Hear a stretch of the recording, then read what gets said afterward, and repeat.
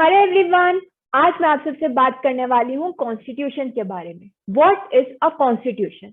ये क्वेश्चन हम सभी के दिमाग में आया होगा, क्योंकि जब भी हम कॉन्स्टिट्यूशन पढ़ना चालू करते हैं तो हमें ये बताया जाता है कि कॉन्स्टिट्यूशन बहुत जरूरी है। इंडियन कॉन्स्टिट्यूशन सबसे सुप्रीम है, क्योंकि इंडिया में जितने भी लॉज हैं, जितने भी स्टैट्यूट्स हैं, सब किसके अकॉर्डेंस में होना चाहिए? कॉन्स्टिट्यूशन के अकॉर्डेंस में होना चाहिए। लेकिन क्या कभी हमने ये सोचा कि इस कॉन्स्टिट्यूशन की जरूरत क्या थी? कॉन्स्टिट्यूशन बनाया क्यों गया? किसके दिमाग में आया कि कॉन्स्टिट्यूशन की जरूरत है? क्या नीड फील हुई? तो सबसे पहले समझेंगे कि स्टेट क्या होता है। इनिशियली सबसे पहले कॉन्सेप्ट आया स्टेट का। इंटरनेशनल लॉ के अकॉर्डिंग स्टेट क्या है? एक इंडिपेंडेंट पॉलिटिकल एंटिटी है जिसका क्या है? टेरिटरी फिक्स्ड है, which has fixed boundaries, fixed territories. और उसके अंदर जो मेंबर्स रहते हैं, जो लोग रहते हैं, वो यूनाइटेड रहते हैं। क्यों यूनाइटेड रहते हैं? ताकि वो किसी भी एक्सटर्नल फोर्स को रेजिस्ट कर सके। अगर बाहर से कोई भी जो है आप पे अटैक कर रहा है, कोई दूसरी कंट्री अटैक कर रही है, तो उस टाइप के अटैक को रेजिस्ट किया जा सके।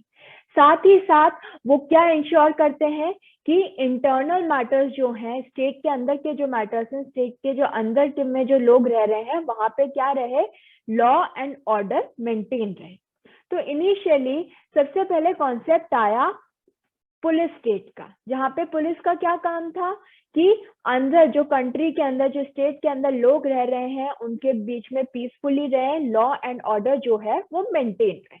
लेकिन जैसे जैसे टाइम बीता, वैसे वैसे कॉन्सेप्ट आने लगा मॉडर्न स्टेट का, जिसमें यही काफी नहीं था कि सिर्फ लॉ एंड ऑर्डर मेंटेन रहे और लोग आपस में लड़ाई झगड़ा ना करें। नहीं, इसके साथ साथ कॉन्सेप्ट आया कि कैसे लोगों का डेवलपमेंट हो, कैसे कंट्री का डेवलपमेंट हो, कैसे उसे एक सोशल वेलफेयर स्टेट बना सके।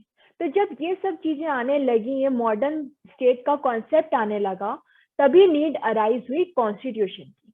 क्यों? क्योंकि एक इंस्ट्रूमेंट जरूरी था जो कि ये डिटरमाइन कर सके कि इन सब कामों के लिए कौन कौन सी एजेंसीज की जरूरत है, कौन कौन से इंस्ट्रूमेंट्स की जरूरत है, और कैसे ये जो इंस्ट्रूमेंट्स हैं, कैसे ये जो एजेंसीज हैं, ये गवर्न होगी। कौन बताएगा कि इस एजेंसी का काम ये है, या इस एजेंसी का राइट ये है, या इस एजेंसी की ड्यूटी ये है? तो इन सभी एजेंसीज, इंस्ट्रूमेंट्स को एडमिनिस्ट्रेशन के लिए, प्रॉपर एडमिनिस्ट्रेशन के लिए वो कैसे काम करें, ये बताने के लिए एक डॉक्यूमेंट की जरूरत थी।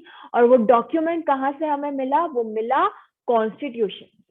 तो यहीं से नीड अराइज हुई कॉन्स्टिट्यूशन की, कि अगर कंट्री को कैसे प्रॉपरली वहां का एडमिनिस्ट्रेशन काम करे, कैसे डिफरेंट डिफरेंट एजेंसीज जो हैं वो कंट्री के वेलफेयर के लिए काम करें, स्टेट के वेलफेयर के लिए काम करें।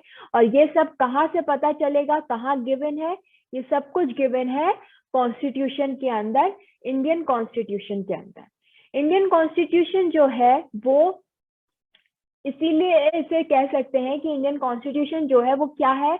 वो collection of rules and principles है, जो कि ये बताता है कि कैसे पूरी कंट्री गवर्न होगी।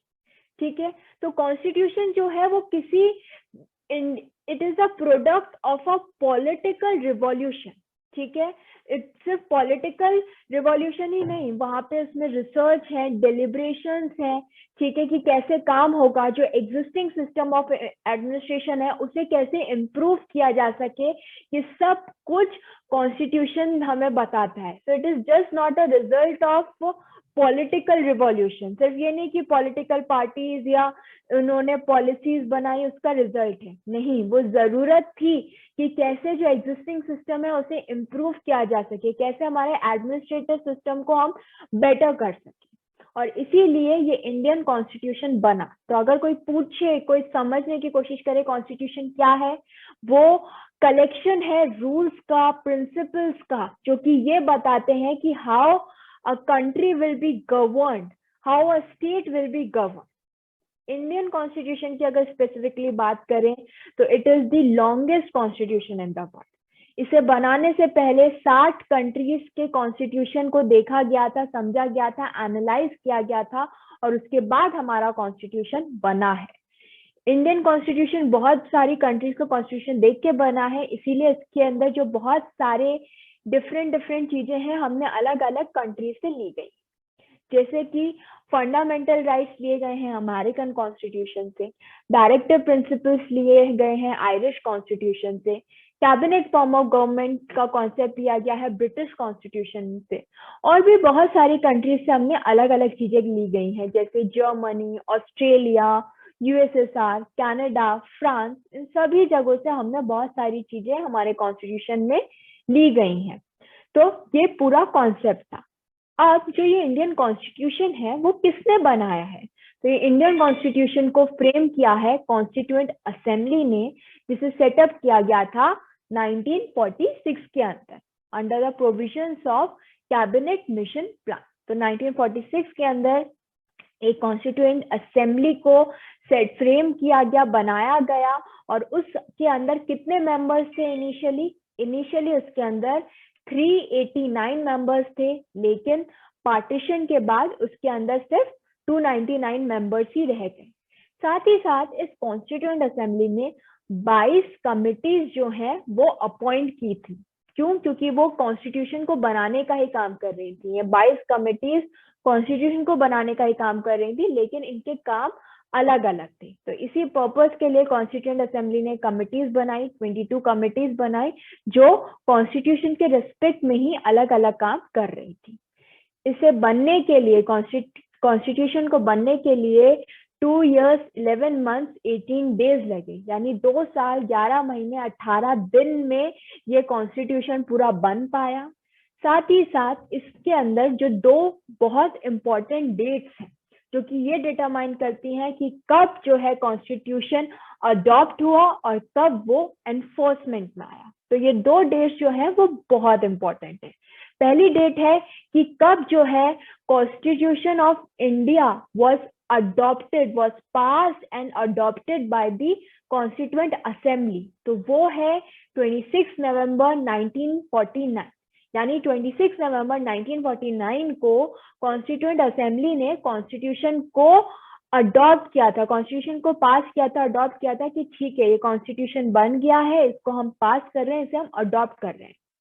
लेकिन ये कॉन्स्टिट्यूशन लागू कब हुआ, कब एनफोर्समेंट में आया, कब कॉन्स्टिट्यूशन के जो आर्टिकल्स हैं उससे आप उसकी एप्लीकेशन चालू हुई, वो चालू हुआ, वो एनफोर्समेंट हुआ कब से? 26 जनवरी 1950 से। यानी 26 जनवरी 1950 को जो कॉन्स्टिट्यूशन है it came into force, it was enforced. So these 2 dates are very very important. इसके अलावा भी